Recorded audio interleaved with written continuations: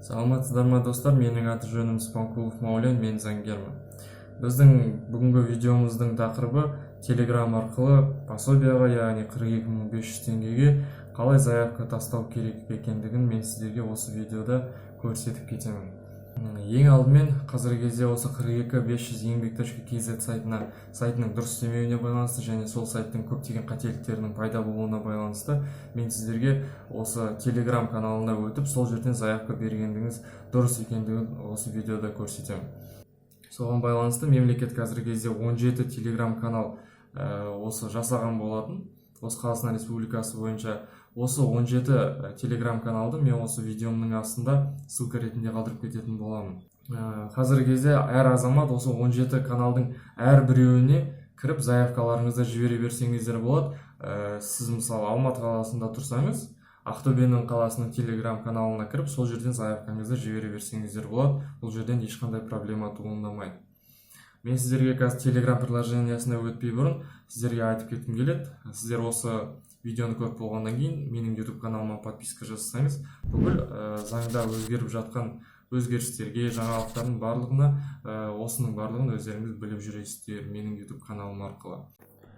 Пособияға осы Telegram арқылы заявка жіберу үшін бізге Telegramның өзі керек. Ең алдымен Телеграмдарыңыз болмаса, Телеграмда өзіңіз сотовый телефоннан интернеттен жазып алсаңыздар болады. Содан кейін Телеграмға кіреміз. Ең алдымен кіргеннен кейін біз поисковикке жазамыз help 42.500 bot деп. Осын жазған кезде міне бізге кіреді. Кірген кезде осы стартты басасыз. Сол кезде бізге осылай береді. Алдымыздан шығады сообщение. Сіз осы қазіргі кезде осы бот нагрузка болып жатыр, бұл ботты осы 17 регион арқылы жіберсеңіздер болады деп. Мен алдында осы телефон арқылы мен уже жіберіп қойған болатым заявканы. Мен оны Ақтөбе арқылы жібергем. Сіз өзіңіз білесіз, любойынан кіріп өзіңіз жібере берсеңіздер болады. Мысалы айтатын болсақ, мен мысалы алып жібердім. Өзімнің атымнан міне старт деп бастым. Менде осылай шықты. Введите ин 12 цифрдан тұрады. Пробелсыз ештеңіз, жай ғана санды жібересіз та сразу отправить деп жібере саласыз. Мен міне инді жібердім өзімнің.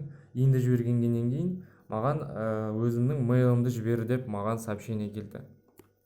Мен өзімнің почтамды жібердім, мейлімді. Содан кейін маған телефон номеріңізді жібер деп шыққан болатын. Телефон номеріңізді 8 деп термеңіз. Міне форматы осындай форматта жіберіңіз деп тұр. Тура солай жазасыз. Плюс 7, одан кейін уже өзіңіздің номеріңізді полностью жазасыз. Ешқандай пробелсіз осындай форматта жібересіз. Содан кейін сізден осындай IBAN кодыңызды сұрайды. IBAN код дегеніміз бұл сіздің шотыңыздың номері. Бұл сіздің карточкаңыздың номері емес, карточкаңыздың номерін жазып жүрмеңіз бұл жерге пробелмен. Бұл жерде осы KZ дегеннен басталатын сіздің өзіңіздің шотыңыз болады. Мен бұл жерде өзімнің шотымды жаздым. Бұл менің Каспий банктағы шотым.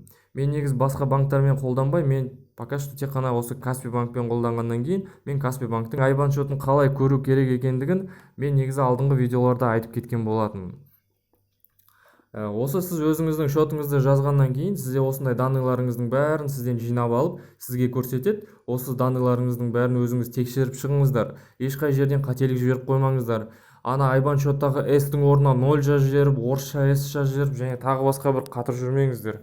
Бәрін тексеріп алғаннан кейін барып, сізде мына жақта подтвердить заявку деп тұрады, соны басасыз. Соны басқаннан кейін сізде міне ваша заявка принята, мы будем вам сообщать о всех изменениях деп тұрады. Яғни сіздің номеріңізға SMS ретінде, немесе осы телеграмыңызға, немесе сіздің почтаңызға әртүрлі осындай уведомлениялардың барлығы келіп тұрады. SMS ретінде, немесе жайлай қолхат ретінде сіздерге барлығы келіп тұрады. Содан кейін барып сіздің осы заявкаңыз осындай регистрациядан өту керек. Осындай номер бір алу керек.